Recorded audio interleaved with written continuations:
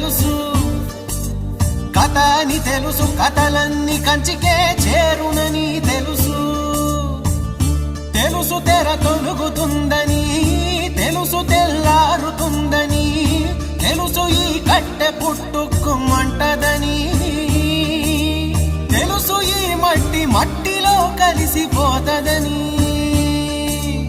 ఇన్ని తెలిసి ఇరకాటంలో పడిపోతావు ఎందుకని? మాయా